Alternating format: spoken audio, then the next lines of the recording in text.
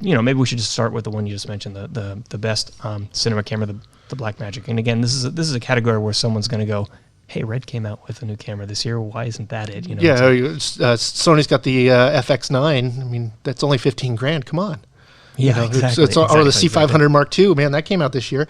Neither camera I've shot, unfortunately, but that's just, I think, more availability yet. But the bigger thing is that this is, the Pocket Cinema 4K was $1,200, something like that. And that was, I think, our pick last year. Obviously, it wasn't announced this year. And the 6K is exactly the same camera with some, I'd say, 85% of the camera is exactly the same. It's not terribly different in size other than its little nose that it's got for the EF mount. But, EF is such a ubiquitous mount now. There's so many lenses available from third parties, from Canon, you name it. There's a lot of adapters for EF. So, and just a slew of price range, right? So it uses the Canon EP6 battery, although like I said, it's really bad battery life. And the other thing is you're shooting 6K in RAW. That's some data. So it's kind of funny is you might spend as much for the camera for the media, depending on what media you choose and how you choose to shoot the camera. Because if you're trying to shoot 6K RAW, you're going to need some expensive media just to be able to capture it. The camera will try to capture on any media you put in it, which is kind of weird, but it will, it captures up to 6K RAW, Blackmagic RAW, which is 10-bit RAW, and up to 120 frames and 2.8K, which is pretty significant. I've definitely shot at higher frame rates in HD and upscaled to 4K just to have those higher frame rates, so it's nice to not have to lose as much resolution. So actually, a lot of people might say, hey, I watched your Blackmagic Pocket Cinema Camera 4K for his 6K video. By the way, if you haven't, you should go watch that. Yeah, spend a good amount of time on that. And the big takeaway was most people should just get the 4K. Yeah, and this is a case where the 6K gets it because the 4K came out last year. Yeah, that's as far as we recommendation, and it really comes down to use case then. So it's like if 6K will serve you, then you should consider that. But I think we're even might talk about a news thing of like, you didn't even need 4K, and now there's 6K. And I think there's some really good validity to that idea there, and especially because, you get some nice benefits, and it's on the way as far as the use case of like the camera that has such higher resolution. I can take a little postage stamp on it and get it, high enough resolution so I can use it. That's neat, but there's just so many other things that tie into that. But Blackmagic is pretty easy to win those cinema categories. So the other contender, I guess, is the S1H, the Panasonic S1H, I guess. Yeah. Which we excluded. Boy, it's been like 2 months since we made this decision, but so there's a timing issue, I think, with the S1H, and also the S1H.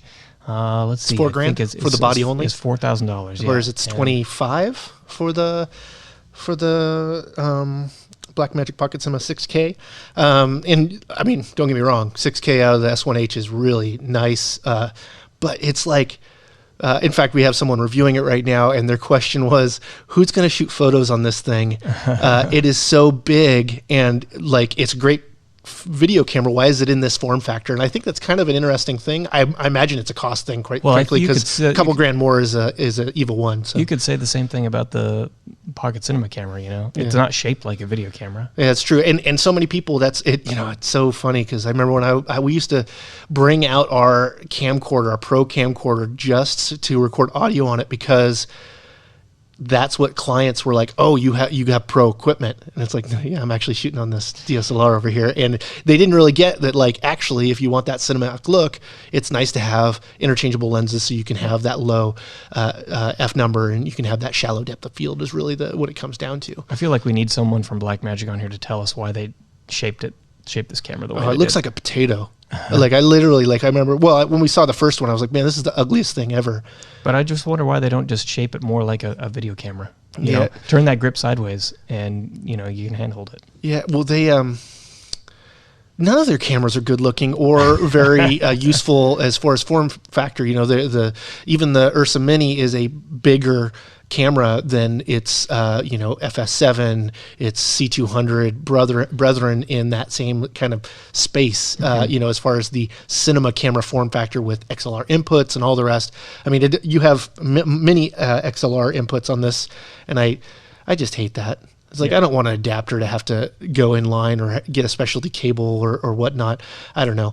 It kind of bums me out, but then again, it's small. I mean, that's the benefit from it. Yeah, that's the thing, though. It's small, but not really pocket-sized. The stupidest name ever. Like, really, who thinks this? I mean, the first one, the HD, totally was like, oh, that's cool. It's like totally like a... You really could put that in your pocket. Maybe not with a lens on it. Well, not with a lens on it. But regardless, you could put it 2 pockets and a lens on the other pocket or whatever. But...